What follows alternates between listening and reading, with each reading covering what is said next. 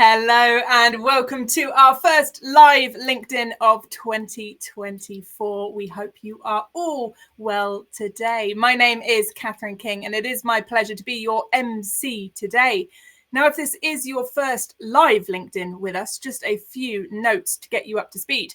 Your comments are coming through to us live. So if you have any questions, queries or comments throughout today's session, please get them in. After all, that is exactly why we are doing it live. We want to hear from you. So if I cast my eye across, hello to George and Abigail and Natalia who are dialing in already. Great to see you in the comments. Please do let us know what you're thinking throughout this whole session. Now, what is it we are talking about today? Well, earlier this year, we published Understanding the Three Layers of GenAI Implementation. Now, this is an insights article built off of the ideas of Dr Raoul-Gabriel Urma, who's the executive chairman of Cambridge Spark. Now, Raoul talks us through how data and analytics leaders can effectively execute Gen AI in their organization. Now, if you've already dipped into this insight article, you'll also see that there's expert commentary from Amy Smith from the Metropolitan Police, Zachary Anderson from NatWest Group, and Nirali Patel from Liberty Global. Now, the link is already in the comments to that insights article if you want to go and dive into it if you have yet to do so. But fear not. That's exactly what today is all about. We're going to dive a little bit deeper into those insights. So without further ado, I'm going to welcome your host for today, Carl Winterbottom. Carl, lovely to see you. I'll let you take it away.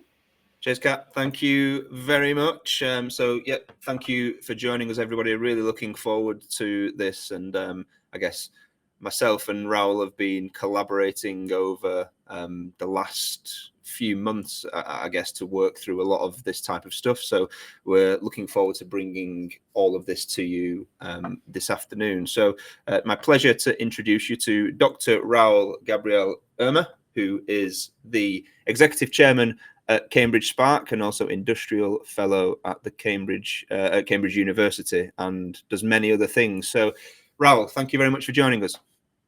Hey, Carl. Thanks for having me. How's it going?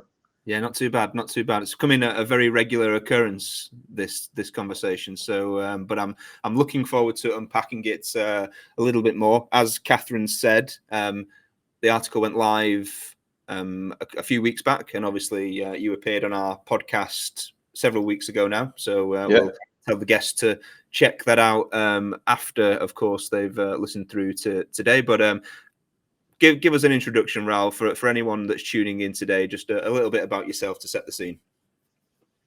Oh, wow. You're putting me on the spot, Kyle. Hello, everybody. My name is Raoul. I'm the founder and executive chairman of Cambridge Spark, an organization whose mission is to support organizations to succeed in this exciting age of AI. There's no single week where you don't hear AI in the news.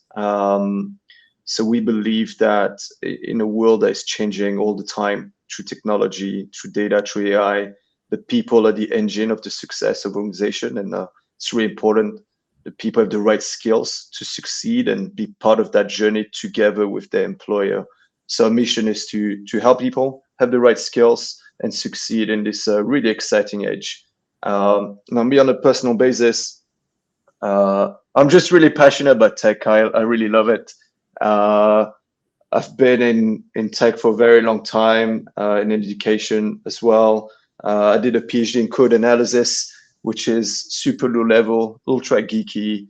And after that, I founded Cambridge Spark, and just really enjoy being part of discussions with our clients and learners around how they can level up, how they can adopt the latest tools, techniques, how they can help the business transform, how they can deliver on exciting projects. Those are kind of discussions that I love being part of. Yeah, absolutely. And very modestly, just as you did in our podcast episode, skipped over the fact that you worked for Google, which I love the humbleness of that role. And I guess obviously just for setting the scene for the audience, I guess your organization helps and supports some of the biggest brands across the UK in particular, right? To help them with training and development needs around people and education. businesses like Lloyd's Banking Group and Marks and Spencers that people will know of. So I think that's important context. So let's set the here then, Raoul. As you said, there's not a day goes by where we don't hear something about AI and more recently generative AI. But again, just talk us through how those things differ from one another. Yeah, so I mean, let's take a step back. We're talking about technology here, and I think it's important to realize there's always a cycle, right? Every sort of few years, there's a disruptive technology that comes in the market that helps us rethink how we should operate our businesses, or helps us rethink the type of customer experience we can deliver. And we've seen it with the internet going digital. We've seen it with mobile. We've seen it with cloud. So AI is just, another disruptive technology, arguably maybe a really important one that is on the market that, businesses can adopt in order to drive their business objectives, whether it's operational or whether it's their business model. Now, if we want to segment between AI and generative AI, I would say AI is broadly technologies that operationalize human capabilities. And what we mean by human capabilities is understanding, language, be able to interact with computer vision. We can understand images and videos, or we able to infer some insights. So broadly, AI is that category, human-like capabilities. Now, generative AI has maybe taken off over the last couple of years.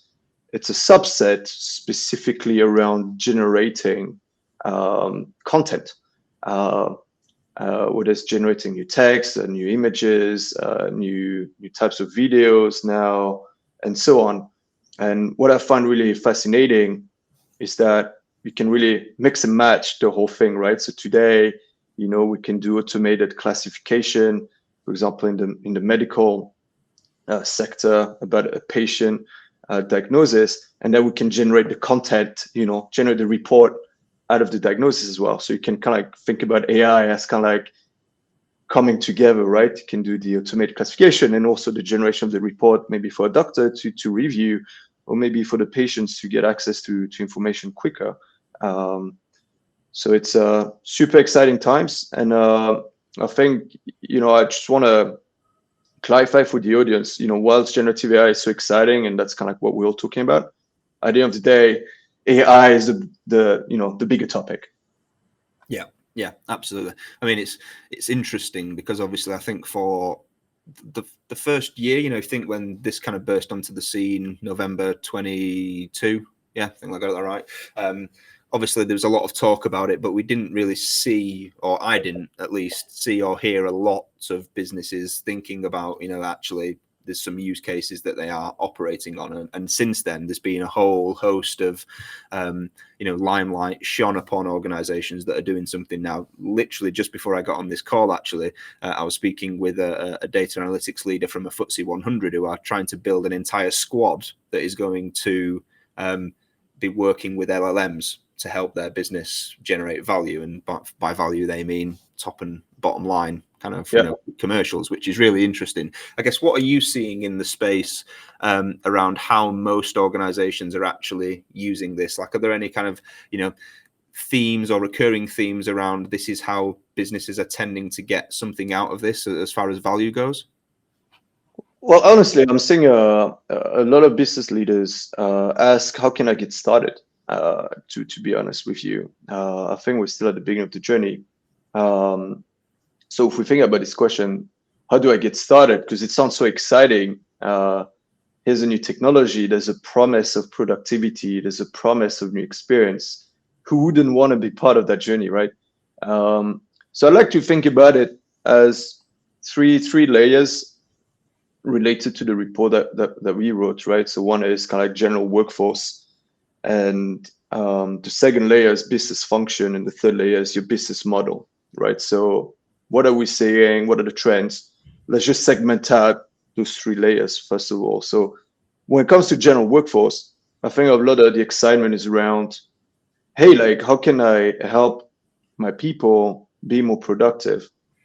How can I have my people work on things that are more exciting and maybe a bit less administrative?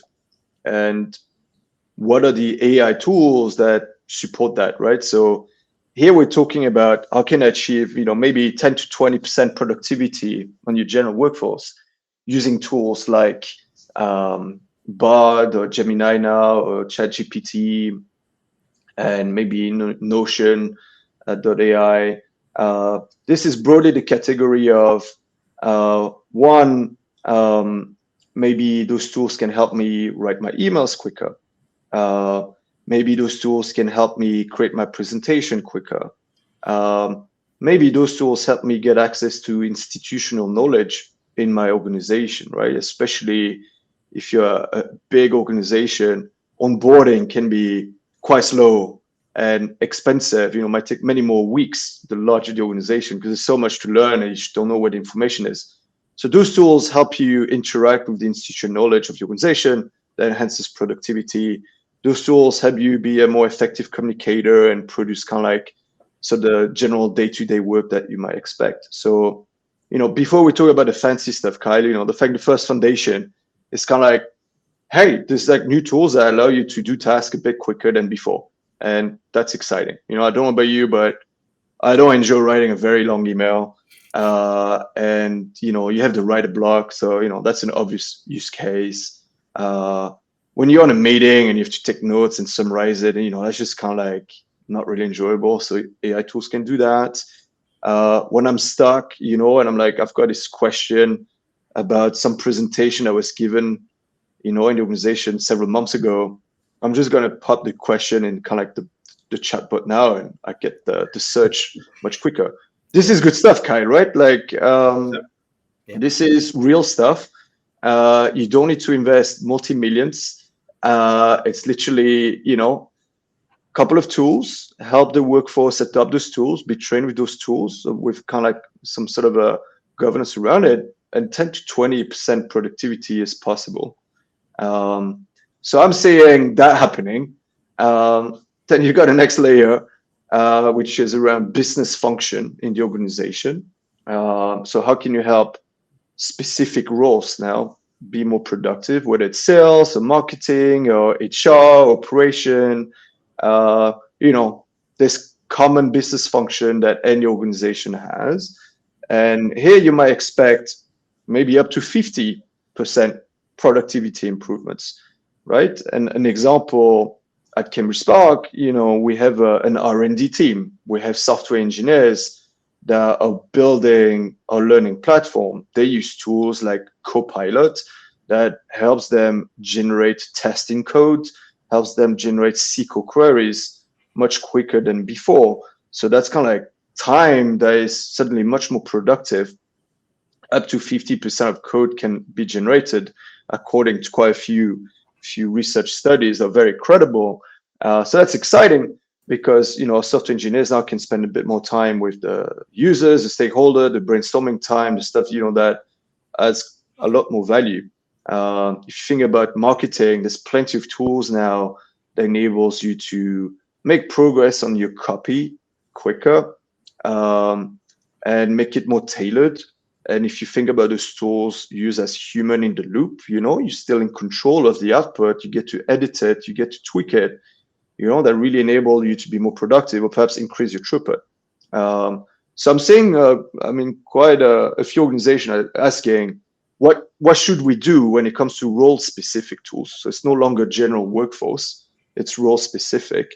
And there is, oh boy, there is hundreds of tools in that space every day. There's new stuff. So watch out for this space. More to come. But I think the key here is they're more tailored to the role in the business function. And it requires a bit more training, right? Because it's kind of like depending to your function. And back to your point, Kyle, you have this data and AI leader in FTSE 100 that's putting a team now there's a third layer, which is the business model of the organization. What makes the organization so special, right? What's sort of the type of service they offer, what product they offer, or what sort of customer experience that they're offering. And here it's really about innovation, right? It's how can you use new technology to deliver enhanced experience, maybe because consumer expectations are changing, now when you search, keywords are just not going to cut it, right? You can't expecting to be able to ask sophisticated queries. So let's say you're a financial service, and I don't know if your client is in the industry, but let's say you've got clients and you've got portfolios for your clients. Your clients are expecting now to be able to ask sophisticated questions to your portfolio, like what is my current risk in the portfolio? Am I fully invested in American type of companies, or am I globally diversified? I should be able to interact with my portfolio and get answers. I no longer want to call somebody and spend time. So the expectation of consumers, clients are changing. So I'm seeing organizations having to play a bit of catch up, especially if you got a digital product or a digital kind of service. So the AI as a platform shift, that's happening. You're definitely seeing AI integrated for supply chain, automation, for call support. How can you get access to queries much faster than before? So there's quite a lot of innovation happening at that business model layer, but that's really specific to companies, and that requires investment, people, technology, and process. They all kind of come together to deliver impact. So Kyle, you've asked me such a simple question, but I could speak for hours about it. But hopefully that kind of helps guide the discussion a bit. Yeah, no, that makes perfect sense. So I guess at the ground level there, we're talking about everyday, human experience is being changed by making things easier, more efficient across a general workforce. The second layer then becomes about more the function of the business and how GenAI can be tailored to help specific functions do things better, quicker, faster, whatever the case may be. And then the third level is more, from a business operating model type of perspective, how are we innovating and changing the way our business runs to provide better customer experience, to be more successful at what we do? Fundamentally, those are the three kind of key layers, right? Precisely. And I like what you said, around putting a team to support with top line and bottom line. I think it's important to manage expectations, a lot of these projects, because clearly, if you think about general workforce, we're really talking about productivity improvement, so that can be measured in terms of hours really saved. If you think about the middle layer, business functions, it could be a little bit of both, right? You could see a way that you help your sales workforce be more productive using AI, maybe to support or prioritize calls or segment your customer base, or come up with interesting content that really connects with your customer needs, interest, that helps them sell better and bring top line. But that's kind of helping the role perform better, right? And then the third layer, this is where you get to innovate your business model, and maybe this kind of new customer experience help you drive revenue.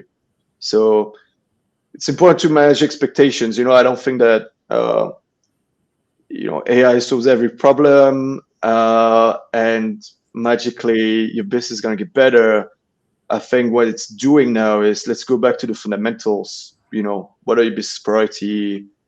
What are the fundamentals of your business, and how can AI support that? I think that's really the interesting discussion.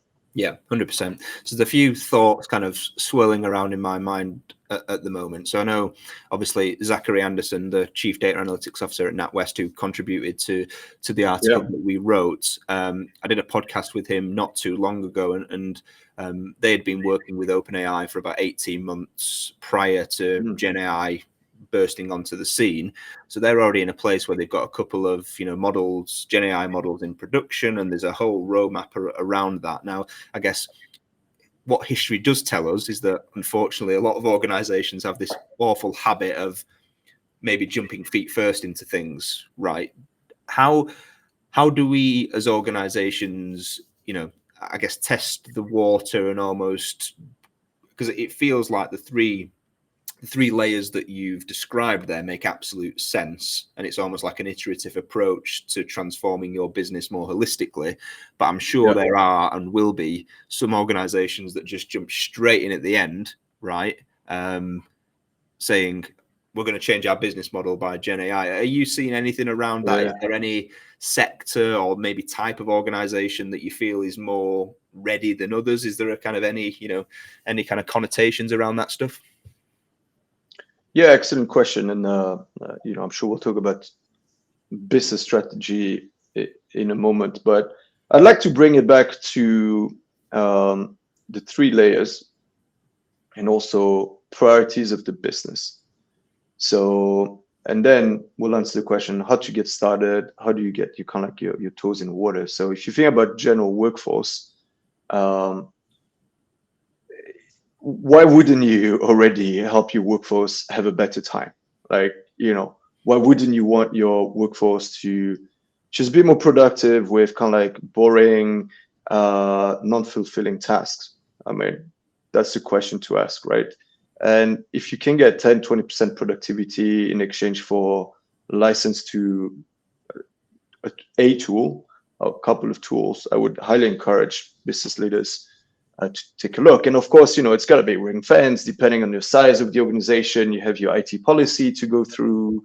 People might need to be trained about what's good, what's bad, what are the risks in doing so. Any new tools comes with some sort of strings attached, right? But why wouldn't you want to help your workforce be productive? There's immediate operational benefit on doing that. Now, a model that I've seen successfully, and we're going to have to segment on the company size. If you're kind of like an SME, things are a bit easier for you, right? Because typically smaller, nimble organizations are more willing to experiment. So, I'd start with, there's always people that maybe are already using the tools and you don't even know about it, right? So let's start to be honest, we understand this is the future. We understand there's some excitement. Help us, adopt those new tools in organization, identify champions, run some pilots with a couple of teams, review it, understand best practice, and get those people to using peer collaboration, adopt the tools with the mandate from your CTO, CIO, and so on. So definitely, I wouldn't wait for that. Otherwise, you're just going to fall behind compared to everybody else.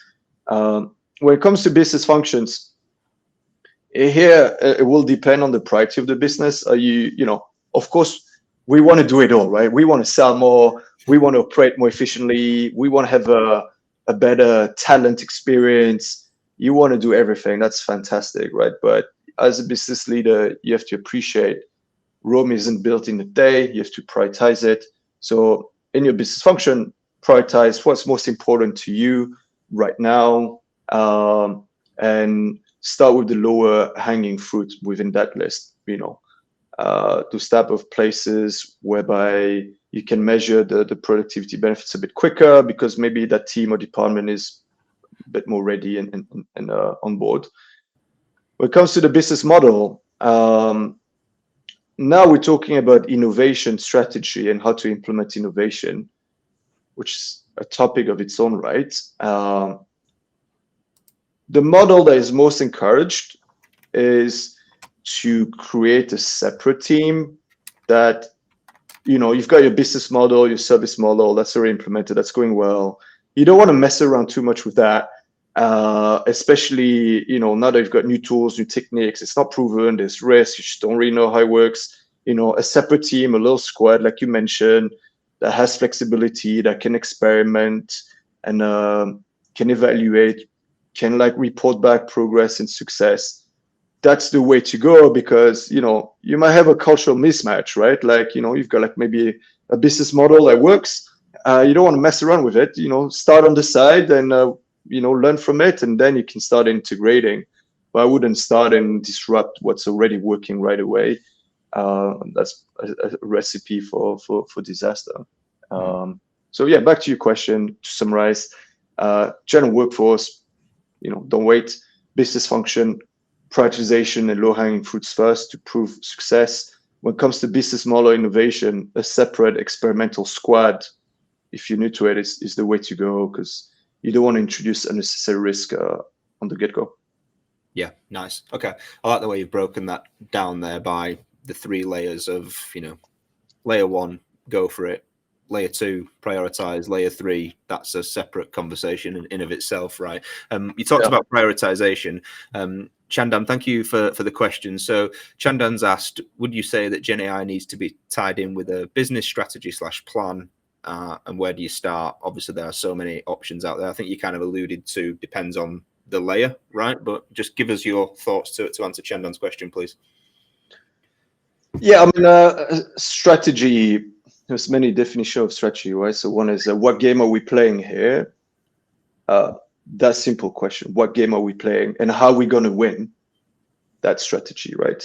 And then when it comes to action plan is what are the set of activities that are going to deliver sustainable growth to the organization? So I love Shannon's question, but let's talk about strategy first, right? Like if you think about these questions, suddenly there's an opportunity. It's like, wow, there's this disruptive technology here. How is that technology going to support how we're going to win? Does that technology enable us to deliver activities that are creating sustainable growth? Those are the questions to think about. And I would obviously say yes, yes, and yes. Let's learn from history, right? Like organizations that have not adopted new technology to help them win have disappeared. As simple as that. So I would strongly encourage to ask the question, how will AI help us win at the game that we are playing? That's the question, as a business to think about. And then again, cascade it through those 3 layers, right? Like your service model, is there new types of customer experience? Or is there pain point that, you're having with your customers? Maybe things are taking too long, or they've got new requirements that you haven't supported yet, that your competition is behind. Those are things. Think about your business function, them operating more successfully and focusing on what delivers your top line and bottom line. Of course, that helps you win, right? So that's back to your operation model. So this type of question, how can generative AI help you win at the game that you're playing? That's a perfect workshop for leaders, right? Like a half a day workshop, bring people together, get a little introduction around generative AI, what can you do, series of activities to help you articulate what ideas you have, how that links up to your strategy. I'd recommend doing that. And I guess for the plug, obviously, Cambridge Spark, we can help with that. I'm sure Kyle as well, and even together. But regardless whether you need external help to support this type of activity, if you haven't started, I would encourage you to do so for the simple reason that your competition is doing it and is thinking about that, right? So, and as we know, things evolve so fast. You don't have time to wait, I would argue. Yeah, that's really interesting because I think what you were describing there was that there's almost a need for business leaders to understand the art of the possible, right? For want of a better phrase there, in terms of obviously every business will have a strategy. Depending upon what that strategy is and what game you're playing and how you're planning on winning it, will also dictate if generative AI and what use cases are applicable to help you do so, right? So I think that's a really interesting point that leaders need to understand A, what it can do, and B, then that will help inform which decisions or which areas of their business they help to supercharge by using it. Right? Yeah. But go even one step further, and if we talk about strategy, different organizations have different maturity levels when it comes to how well is your strategy documented, how well is that distilled into maybe a balanced scorecard with KPIs, that kind of model on your business model, your human capital, your operation model. You want to make sure that those use cases that get brainstormed are linked back into those KPIs in your balanced scorecard, because then when you make the P&L case, you can say, look, we've got this great use case for generative AI. Maybe it's enhancing the type of interaction our customers have with their portfolios, think about financial services, that drives customer satisfaction, which we know customer satisfaction correlates with revenue growth. That's the kind of story that you want to be able to tell to warrant investment. Yeah, makes perfect sense. So we've talked a lot about obviously what the 3 layers are and where organizations can pinpoint their time, focus, attention as far as areas of their business and kind of how GenAI can be used to help support their growth. What are some of the common challenges that you're seeing of an actual implementation of generative AI into these kind of business lines? Yeah, I mean, people, process, technology. Let's start with the 3.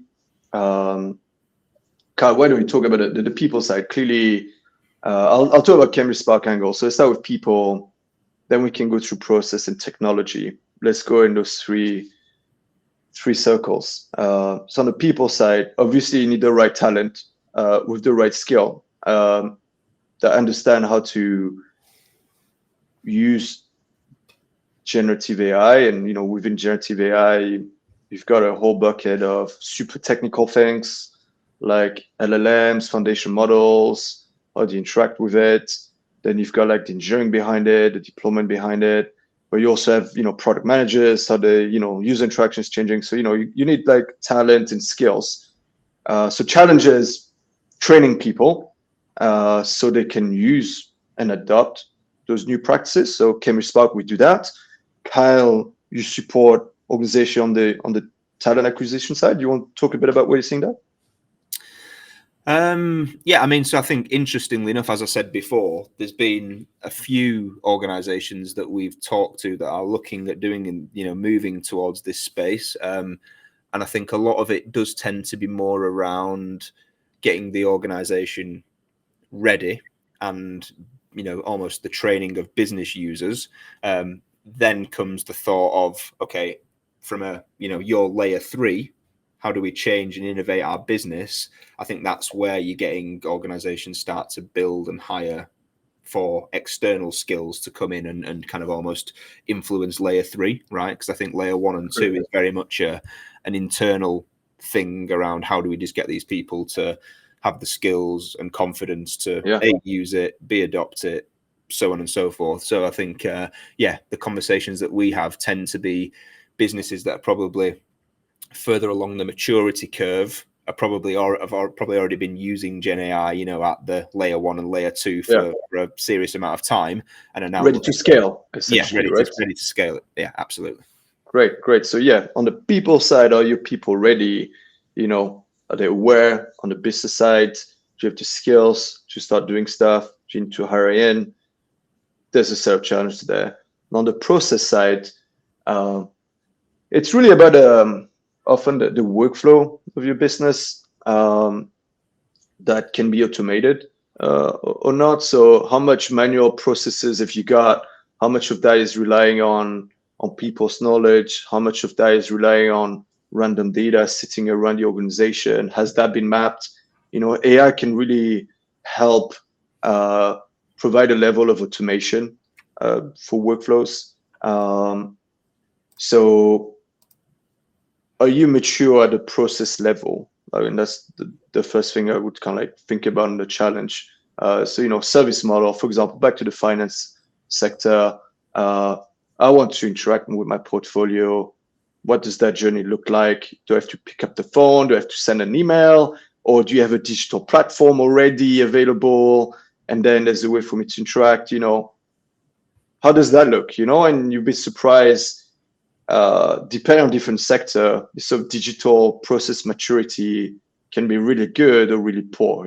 If you're in like manufacturing, for example, it tends to be a little bit behind, especially, if you look at global parts of the world, some parts of the world are less mature than others when it comes to digital adoption, right? So the process, if you're not digital already, then that could be quite challenging to, get any benefit out of automation. And then it's technology. I think today there's a lot of adoption for cloud technologies, whether it's Azure, GCP, AWS? Is the organization already on board with this technology? Do you know how to use them? Are you spending money? Are you spending the right money? Back to people, are people comfortable using those platforms?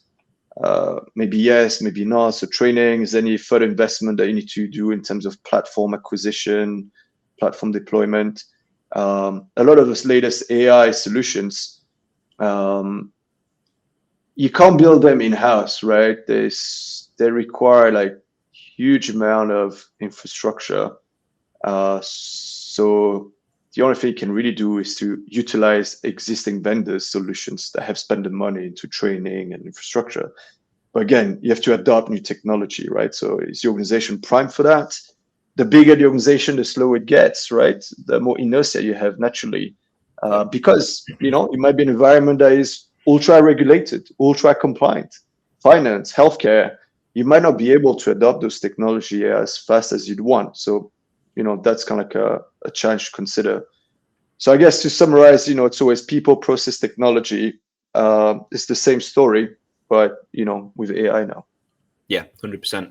So on the technology front, Anna has asked a question basically stating that, in your opinion, Raoul, organizations, are they waiting for their current tech partners and tech vendors to integrate these AI solutions, as a service that becomes simply an add-on, that way, obviously, they need to avoid external support in kind of the implementation and adoption, I guess. What do you think? It's a great question. I'd bring it back to your strategy, right?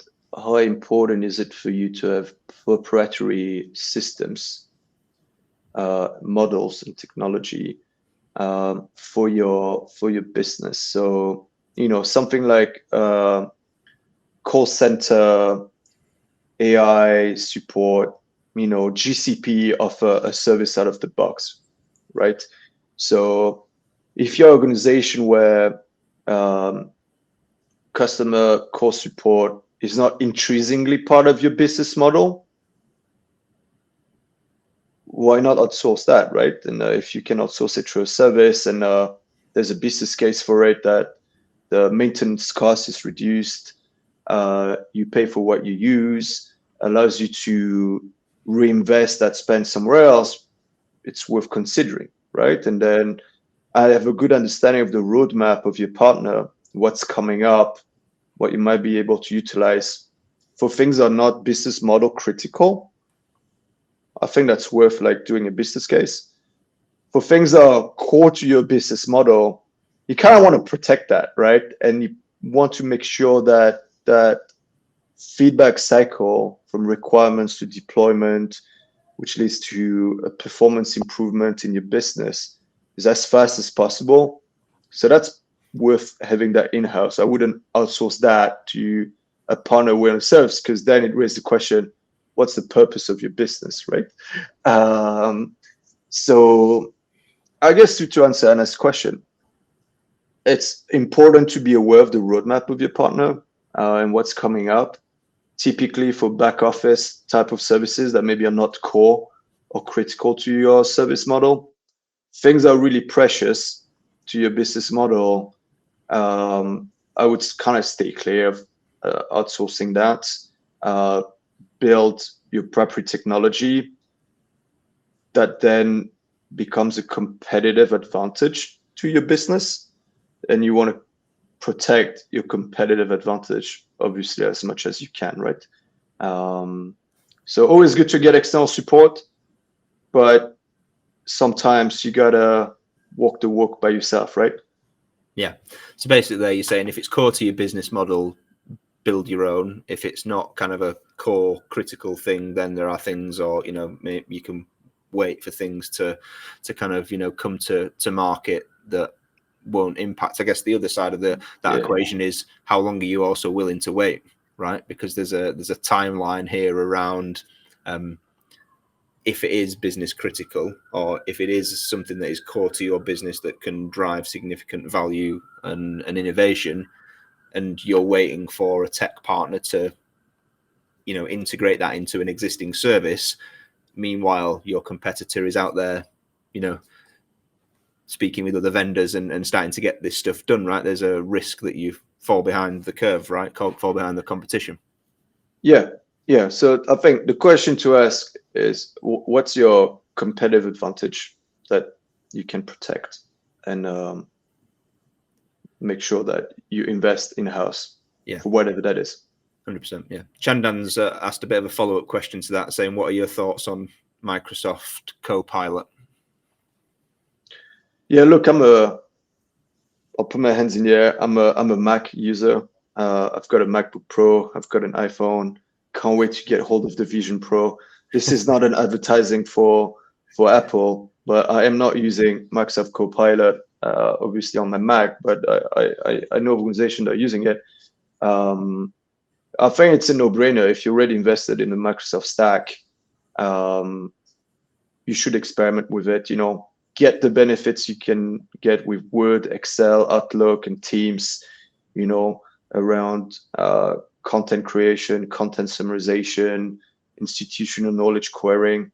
That's all the good stuff. If you're already invested in the Microsoft stack, if you're already supported and partnered with them, give it a go, experiment. It comes with some cost, but it's going to be on you to see if that cost delivers the improvements in productivity that you think it could deliver. Start small, as always, evaluate, and then scale after. It's worth considering for sure. Yeah. Staying on the technology track for just one second, you make a good point there, obviously, around, organizations will already be set up with a certain vendors and tech stacks, right? I guess what's your advice in terms of integrating, some GenAI solutions? Because there's obviously a lot more popping up on the market now, right? Different vendors offering different things. As always, it's got to be related to the use case and the business strategy and, having the right tool for the right purpose, of course. But I guess, in your opinion, how easily can some of these new, GenAI tools and solutions be, I guess, integrated with existing tech stacks? I mean, I don't know how many chief data officers we have on the call or heads of data, but they're going to love what I'm about to say, right? It starts with your data infrastructure and your data asset. If you want to build anything custom, or even if you want a vendor to kind of you utilize some of the API, you're going to need to look at your own data. So if that's not ready, you're not going to make progress, right? So further investment into your data infrastructure, your data quality, segmentation of that into data assets, easy access, well documented. So then using this data, we can produce some models on top, or use AI on top, right? So that's the first thing. Then how do you integrate? There's different school of thoughts depending on what you want to get out of it. So if you want to do like a pilot, a proof of concept, there's APIs, plug and play, like OpenAI being one of them. The API allows you to prompt their model or your data plus their model with a bit of customization and prompt it. Relatively easy to build, relatively easy to put in front of users. But again, the big question is risk management, governance, data infrastructure. If we put this stuff in front of customers, are we really confident that it's going to spit out the right sort of content? That's really what the battle is, right? And the smaller the organization, the more you can afford to take this risk and be nimble. The larger organization, the less you can. So it really depends on the spectrum you are, but I say those APIs are ready to go. So that's nice for proof of concept. You're creating a dependence on your vendor at this point. That's a risk question to think about. Now, the other school of thought is there's plenty of open source foundational models or even open source library to build machine learning models, right? That you can do and use out of the box. Hugging Face, it's like a big library of models available. Meta has published many LLMs that you can use. So that's kind of helpful if you want to build a bit more custom in-house and have ownership around that model, right? Maybe that's proprietary to you. There's quite a lot of resources out there now that allows you to get started, but you're going to need competent people that, can work with data, can work with code, have a good understanding of the business and what it takes to deploy that into a product and a service. It's quite different to do a POC versus integrating to a product. Yeah, makes perfect sense. I'm conscious of time, Raoul. I've got one more question that I really want to put to you before we end the stream, and obviously we can open up the floor to any additional questions. But just want to touch upon the whole, I guess, debate around ethics and bias and the considerations around that, because obviously from a risk perspective, that's a lot of the conversations we have, that's often top of the agenda, right? If there's something holding businesses back, that's one of the things that they're a little bit unsure of making sure they don't get this wrong. What are you seeing? Yeah, I agree. We shouldn't undermine the implication for ethics, bias, and more broadly, reputational damage for organization if you do it wrong. Yep. And again, the bigger the organization, the more damage you tend to pay. So I think that should be on every leader's mind. I'll come to what you can do about it. I think it's also important to not be afraid to experiment and innovate. There's like a line to cross, a line to walk quite finely between innovation, experimentation, and also the right governance and the right risk management. Some of those models, things are getting better and better, right? There's so many approaches to introduce more safety and more control around how those LLMs work. So I'd start with yes, you need to think through it. Now the good news is there's a new ISO standard that was published quite recently around AI systems that actually has specification around how to mitigate bias, safety, and so on. So I suspect that, if you're a vendor, your client will soon ask you, are you supporting this new ISO standard? If not, what's your roadmap?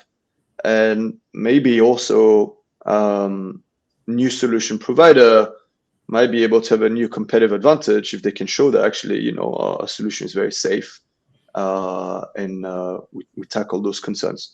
So I think more to come in this space, but again, a new standard was published recently. So knowing how the technology industry work, it's probably going to happen quite quickly that we're going to see more adoption in this space. Yeah, absolutely. Well, I guess anyone out there listening to this, if you've got any final questions for Raoul, then please let us know. Okay, one straight off the bat. Chandan Raoul has asked, what do you think of the UK's AI bill? Oh, wow. So I'm not intending to go in politics anytime soon. Disclaimer. I am interested in the general policies that are published.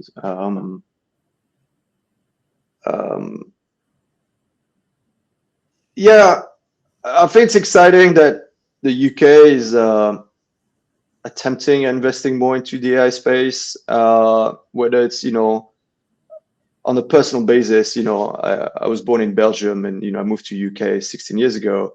How do you attract talent, right? To UK. I guess I'm one example of that. I was attracted to UK and here I am. And I know there's quite a lot of investment around how can we attract external talent that, has expertise in the AI space. So that's exciting. I've seen in the news that some of the big technology companies are investing into UK specifically for data centers and AI scale. So that's due to policy making. So I think it's all exciting, but I can't help but think that we are so behind compared to the US. So what can we learn from the US, where the market is clearly moving much quicker? The investment size is much bigger than in the UK. So I think it's exciting. New policies, new investment. I can't help but think it's probably not good enough, but I'm an optimistic guy, so I think it's a great start, but we have quite a lot of catch up to do if we want to be the world-class place to attract AI talent and be at the forefront of AI in this country. Yeah. I mean, I've lived in the US on 2 separate occasions, worked out there. We do a lot of work into the US as a business. And I think fundamentally it's just a cultural difference, right? The UK is just a much more conservative culture than the US. And practically everything that you think about, even on the most organizations' data analytics journeys, they're already much further advanced than we are. And that's indicated by the types of roles and talent that organizations are trying to acquire, right? Still in the UK, it's very much a lot of the time around architecture, engineering, governance, whereas, some of the work we do out in the US, we're on kind of computer vision related stuff, right? So just even the pace of the projects are quicker. And I think that's just a cultural difference where we are a lot more conservative, and they, when they decide to do something, they're aggressive with it. They invest heavily and they just go. That's, and I think I don't say it's hard to change the culture of a continent.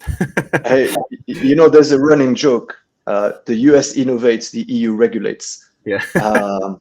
I can't help but think this is really true. And we've got to change our mindset and culture a little bit if we want to be competitive. And the UKI bill, back to Chandan's question, we've got catch up to do, I guess. Yeah, absolutely. Well, Raoul, thank you very much for spending your kind of lunchtime with us today.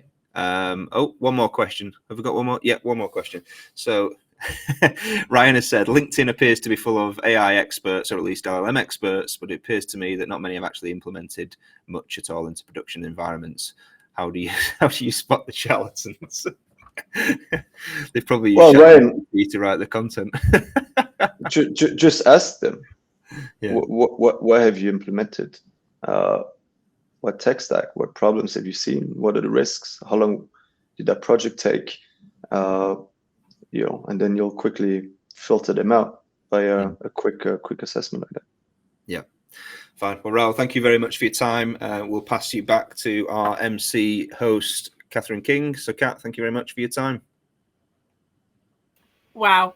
Thank you both so much. I've been watching the live stream, listening to you guys, and obviously the comments and questions have been top tier, but also the reactions as well. I think for so many people as they begin this journey, it's such a hot topic, as you both brilliantly set the scene earlier. It's so talked about, and it is a case of trying to sift what is actionable, what is insightful from what is just noise. So thank you both for doing that for us today. Now, for those of you who have joined us through the whole thing, if you want to watch it back, you can do so on demand when we end the live stream. If you've caught us just towards the end, you will be able to watch, of course, the whole interview back. Now, I've got notifications all through the live stream that you've been scanning away the QR code on the screen. This will take you to the Insights report, which is, of course, what we have been chatting about here today. So if you want to go ahead and scan that one again, you will be able to access the full Insights report with Raoul's expert commentary alongside 3 other executives as well. Now, as always, stay safe, stay well, and make sure you are following Orbition Group on LinkedIn to stay up to date with when we are going live next. But it has been a pleasure, and we'll see you real soon.